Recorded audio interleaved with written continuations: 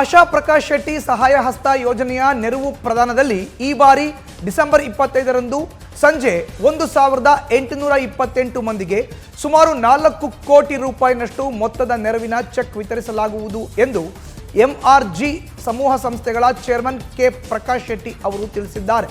ಮಂಗಳೂರಿನಲ್ಲಿ ಮಾಧ್ಯಮಗೋಷ್ಠಿಯಲ್ಲಿ ಮಾತನಾಡಿದ ಅವರು, ಡಿಸೆಂಬರ್ 25ರಂದು ಮಂಗಳೂರಿನ ಗೋಲ್ಡ್ ಫಿಂಚ್ ಸಿಟಿಯಲ್ಲಿ ನೆರವು ಯೋಜನೆ ಕಾರ್ಯಕ್ರಮ ನಡೆಯಲಿದ್ದು, ಫಲಾನುಭವಿಗಳ ಬಂದು ಹೋಗುವ ವ್ಯವಸ್ಥೆಯನ್ನ ಸಂಸ್ಥೆಯಿಂದಲೇ ಕಲ್ಪಿಸಲಾಗುವುದು ಎಂದು ತಿಳಿಸಿದ್ದಾರೆ.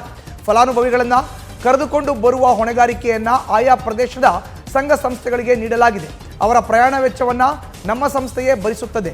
ಡಿಸೆಂಬರ್ 25ರ ಸಂಭ್ರಮದಲ್ಲಿ 25 ಕೌಂಟರ್ ತೆರೆಯಲಾಗುತ್ತದೆ ಎಂದಿದ್ದಾರೆ.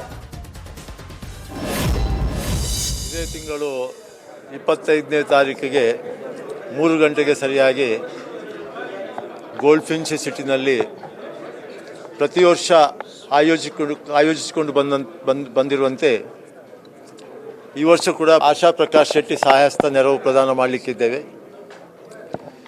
ಇಲ್ಲಿ ಸುಮಾರು 1800 ಕುಟುಂಬಕ್ಕೆ ಆರೋಗ್ಯ ಕ್ಷೇತ್ರದಲ್ಲಿ, ವಿದ್ಯಾಭ್ಯಾಸಕ್ಕೆ ಮತ್ತು ಬುದ್ಧಿಮಂದ ಅವರಿಗೆ, ಹಾಗೆ ಸಮಾಜಮುಖಿ ಚಿಂತನೆಯನ್ನಿಟ್ಕೊಂಡು ಮಾಡುವಂಥ ಕೆಲವು ಸಂಘ ಸಂಸ್ಥೆಗಳು, ಸುಮಾರು 75 ಸಂಘ ಸಂಸ್ಥೆಗಳಿಗೆ ಸುಮಾರು 4 ಕೋಟಿ ರೂಪಾಯಿ ನೆರವನ್ನು ಎಂಆರ್ಜಿ ಸಂಸ್ಥೆ ಮಾಡಲಿಕ್ಕಿದೆ.